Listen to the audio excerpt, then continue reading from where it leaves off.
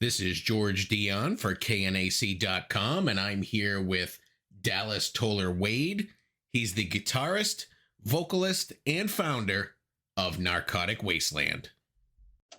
If I knew absolutely nothing about Narcotic Wasteland, how would you describe the band's music to me? I would definitely just put it under the metal category and then explain that it pretty much tries to cover a lot of aspects of metal, anything from what people would call like technical death metal to more on the thrash punk side of things, and a little bit more on also on the just kind of straight up like just metal kind of thing too. There's all of those influences kind of culminate what we do. Right now, you have a couple of singles out that are available. One of them is Mortality and the Wasp, if you want to talk a little bit about that song. Morality and the Wasp is kind of just me venting on the pretty much like global narcissistic behavior going on right now. And just, how everybody is just kind of climbing over everybody else and nobody's really helping each other out. And it's just, there's a lot of backstabbing and, just immoral behavior going on, I guess. And I was a little irritated about it, so I ended up writing a song about it. And you know what? We can make a difference by not behaving that way, and that's kind of what the song is about. And there's a lot of intensity in this song, and that's kind of what drew me to the song itself. You also have a second single, which is called The Best Times Have Passed, which actually just came out last week. Not as intense, but still intense, if you want to talk about that song. Yeah, it was one of those days where I was just kind of really just feeling down and beat down and, just a lot of things going on personally. And I've been seeing it also in a lot of other people. We've all been through some Twilight Zone episode type stuff going on these past few years. And so, one of the ways that I kind of deal with this issue is to write music, or if I'm feeling upset about something, sometimes like, well, I just need to pick up my guitar, and things like this happen, things like this song happen. So, and then I end up feeling a lot better. It's a great way for me to kind of get things off my chest always. Well, it's something I notice is that, you said you have this feeling and you kind of pick up your guitar, and you have your guitar here with you today talking to me. So there must be some comfort in either creating music or something, that instrument that means a lot to you. Absolutely. It's been therapeutic ever since I picked it up, and before that, I played drums before that. So I think it really is for anybody who gets into it, or music in general. You don't even have to play it. You can just listen to it, and it just takes you to a place, and it kind of, I don't know, it gives us a little bit of zen in the daily grind, you know what I mean? And we need it. But today I have this in my hand because I'm going to be practicing pretty much all day, because we're getting ready to go out on the road with Accept. So I'm put some grind time in today. Absolutely. And we'll get to the Accept tour in just a minute. I just wanted to continue with the music for a minute, if we could. You got the two singles out. It's been a while since your last full studio album, Delirium Tremens. Is there a new album on the way? Absolutely. And it's been on the way for quite a while now. And I don't even have to go into the details why it's been this long. So we actually have more than enough material for an album now. And it will come out in 2023, hopefully in the first quarter, but I'm not going to make any promises because who knows what's going to happen between now and then. But yes, we have an album and it is on the way, and we definitely plan to release it in 2023. Leading up to it, we're going to release a couple of more singles. We already have another one ready to go. Awesome. Do you have a working title for the new album yet? The working title for the new album is called Digital Cordyceps. So I'm going to go out on a limb and say you got a song called that too, and that kind of explores social media. Yeah, we attack a little bit of that. In a way, it is kind of the new narcotic, and I think it's a dangerous one.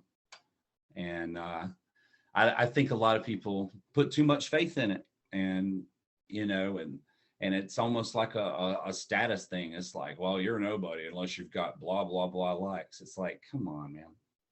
It's ridiculous, and it's utterly narcissistic in my opinion, and in aspects. And don't not all aspects of social media are bad. There are some really cool aspects to it. You can connect with friends, you know, you can kind of tweak your news feed. So on mine, it's like guitars, video games, and cars, you know. So, you know, it's like that. So but you know, at the same time, it consumes too much of people's time. Well, let's talk a little bit about the addiction that you mentioned, whether it's social media or whether it's some kind of narcotic. I assume that Narcotic Wasteland, the band name, was inspired by something. Yeah, it was, you know, even before my days in Nile, me and the lead guitar player, Ed, where we were growing up in our hometown, you know, we were seeing all this stuff going on, and we were already writing songs about, you know, drug use and stuff like that. And, you know, we pretty much lived halfway between Miami and Florida. So, and, you know, so we got to see a lot growing up. And, you know, luckily for us, we didn't get into anything too crazy ourselves. And I think music was one of the ones that kind of kept us from getting into all that, you know.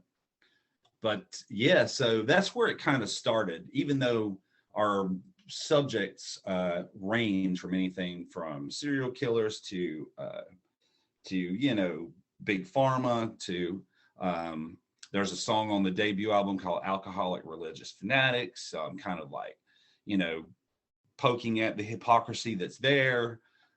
You know, there was a couple of cheeky titles that we did. It didn't necessarily mean to come out cheeky. I just wanted it to be catchy. It ended up being a little cheeky to some people's opinion, but you know, as long as it's entertaining, you know, so.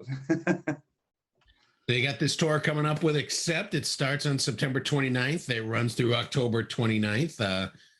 How did you get chosen to open for Accept? Well, we just happened to be on the same talent agency, so that kind of helps. And also, you know, we just right now with the current lineup and things going on, we're just really available to do this. Like we can pick up and do whatever. We've known this one for a while, but there's been some times where some shows have come up on shorter notice and we're like, oh yeah, let's do it. You know, and that's what it's about. We're really honored and, you know, to be able to, you know, tour with these guys. And, you know, we're definitely there's going to be a lot of metal, a wide range of metal, which I really think is cool. You know what I mean? Instead of having like 10 bands that sound the same, you know. And typically, if a lot of the guys that like the heavier stuff, like, you know, more of the traditional classic heavy metal style too, that's where we all came from, you know. And those guys are one of the very best at it. So fast as a shark. Have you guys ever been introduced to Accept prior at maybe a festival or some other show? We played a show with them. It was actually an Ace Frehley show. It was Ace Frehley, Accept, Power Trip, High on Fire, I don't remember which one it was, and us. And it was at Foamhinge at the Carbach Brewing Company in Houston, Texas, I believe. That was in 2018. And that was actually the last gig we did before the pandemic. Wow, I wish there were rock shows like that at a brewery near me. That'd be awesome. No doubt. And the brew was pretty good too, as I remember. Our drummer at the time, he probably doesn't remember how good they were. You also have some one-off shows where you'll be playing solo along the way. I know up here in New England, you'll be in Rhode Island on your own. Are you going to have support acts for that? Is it just going to be you guys for a good hour and a half?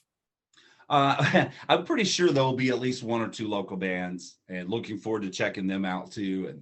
And we've been seeing a lot of killer up and coming bands. We did a tour earlier in the year with a band called Malevolent Creation, and there was definitely some heavy hitting openers on that one. It really great. It's good times, man. You have a different touring band than you have on your recordings. So is this because the guys on the recordings are in other bands and are tied up? Actually, that's an interesting question. But what it really was is after the last drummer in 2018, we obviously had to let go for undisclosed reasons, we decided to just say, well, we need to put this album out because it's, we need to do this. We didn't know this was before we knew that the whole planet was going to get shut down and we were going to get in a bad Twilight episode with no Rod Serling showing up with a cigarette in his hand. But yeah, so what ended up happening is I was like, well, I don't know if I'm going to find anybody. I don't even know if I'm going to be able to do this. So let's just put the damn thing out and let's just try to get this rolling, at least get everything recorded and ready. And then, other things happened. I started taking lessons again, started giving lessons and all this stuff. And then, things started rolling back around. Let's fast forward to 2021. We started doing some, some tourings or whatever. And, one of our guys has been having a little bit of health issues the past few years, so he's not able to tour with us. And, but I, of course, we, is an amazing guy and, one of the original members. So, love his stuff on the record. But yeah, we didn't have a drummer at the time. So we got with Eric Schultek again, and we've been doing the record, but he's not able to really tour. He's really busy and he's got a full family and everything. Stellar guy. He's got a great studio set up and he's just getting better and better at being a producer and engineer too. So he did the first record. And I think that was his first record, actually. And then, we've been working on these, and he did these two songs on the live front. And probably, and most likely, 150% will be working with a man named Joseph Howard on drums here on out for live and on the recordings. Once the next album cycle happens. Right now, we're just going to put this thing out and see what happens. But yeah, definitely want to work with Joe. He's been a very valuable asset to the band. We've never sounded better live, and he's very creative dude and already written lyrics for the song that's coming out next, the next single that we're going to drop. So yep, good times. We're just a big happy family. It sounds like it. Prior to Narcotic Wasteland, you were a member of the band Nile for 18 years. You left in 2017. Was it amicable? I mean, yeah, no hard feelings. It was just one of those things. It was just time. And, I love those guys and I'm glad to see them still out touring and doing the thing. And I'm probably going to be hearing a new record from them at some point. Excellent. 22 years ago, you did your first album with Nile, Black Seeds of Vengeance. It was through Relapse Records. It was Metal Hammer's one of the 20 best albums of the year of 2000. What do you kind of remember of putting that album together and the reception that came once it's released?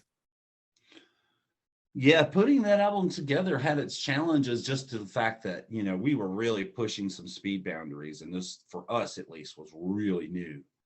And so, it was pretty tricky because it was kind of, especially I'd say the first 5 records being in that band was we felt like we were in uncharted territory a little bit. And it was, really, really cool. And that was kind of the feeling I had. And then, the subsequent interviews and touring and stuff like that, it was kind of surreal. We were really doing the thing. And luckily Nephron Ka was well received, the previous album, and we were able to do a lot of touring for that album. So and then it was like 2 years later or something before Black Seeds came out. So people were kind of ready for it too. And yeah, that was a challenging and fun album.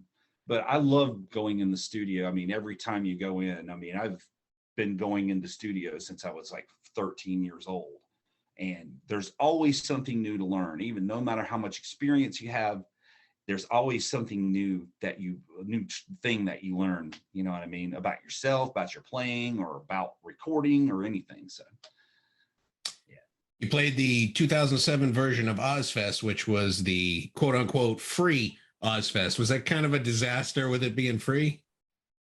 Not really. It was pretty packed out, obviously. The parking was expensive from what I hear. Yeah, that was pretty cool. We only got to play like 4 songs in like 3 o'clock in the afternoon, but man, that place was packed. It was so hot outside. Oh my God. And think our bass player at the time said something funny. He was like, man, after I got off that tour, my kidneys hurt. Yeah, it was a pretty wild time, man. Do you have any other music projects that you're involved in? Everybody seems to have their hand in something else. Currently, no. And, I'm going to probably, for the most part, other than doing guest appearances and stuff, I'm actually later on going to be tracking something for the guy that does our video work for us. He's a killer bass player, plays in a band called Ontogeny out in like San Francisco area. And yeah, so I'm going to be doing some guest vocals for him later on this evening. And other than that, this is just going to be my main focus. And I'm going to keep it that way, and if I'm able to do it full time, great. If not, I don't care. There's jobs, go get a job and then do it anyways. And this is just, the project has become more and more personal to me over the years. And it's just, I don't really want to do anything else. Is that guitar you're holding your go-to guitar? Is that a Jackson Kelly model? This is actually a Rhodes V X series. Nice. And it's pretty cool. I've got a couple of these guys. Yeah, these have been the ones that I've been kind of working on lately. This is the one with the green. That's pretty cool. They're really balanced and they're really stable, like with their tuning and everything. So I'm digging them. I haven't had these very long.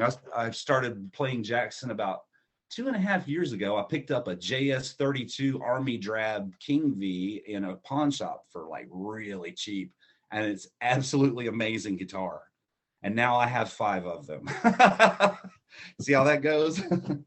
Exactly. Well, it's the start of the collection. You start it with 5, you'll end up with 50 and start your museum down the road. Yep, I've got a few vintage BC Riches from the mid to late 80s. So I had to kind of even out the herd. I had too many BC Riches. Well, those are all the questions I have for you today, Dallas. The new singles are Mortality and the Wasp, The Best Times Have Passed. You got the U.S. tour coming up with Accept on September 29th. Thank you for taking the time to speak with KNAC.com, and I wish you the best of luck out there. Likewise, man. Thanks for having me. I appreciate it.